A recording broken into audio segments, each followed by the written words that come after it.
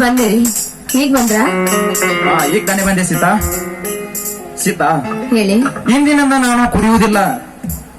ನಿನ್ನ ಮೇಲೆ ಮತ್ತು ಆ ಶಾರದಾಂಬೆಯ ಮೇಲೆ ಆನೆ ಇಟ್ಟು ಹೇಳ್ತೇನೆ ಸೀತಾ.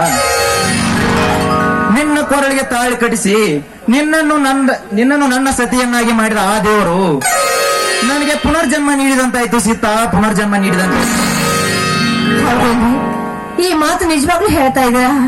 ಅಮ್ಮ, ತಾಯಿ ಶಾರದಾಂಬೆ ನಿನ್ನ ಪೂಜೆ ಮಾಡಿದಕ್ಕೂ ನನ್ನ ಜನ್ಮ ಸಾರ್ಥಕವಾಯ್ತಮ್ಮ, ಸಾರ್ಥಕವಾಯ್ತು. ಸ್ವಾಮಿ, ನನಗೆ ಈ ಸಂತೋಷದ ವಿಷಯನ ಹೇಳಿದ್ರಲ್ಲ. ನನ್ನ ಕೈಯಲ್ಲಿರೋ ಈ ಚಿನ್ನದ ಉಂಗುರನ ನನ್ನ ಪ್ರೇಮದ ಕಾಣಿಕೆಯಾಗಿ ನಿಮ್ಮ ಕೈಗೆ ಹಾಕ್ತಾ ಇದ್ದೀನಿ. ಕೈ ಮುಂದೆ ಮಾಡಿ.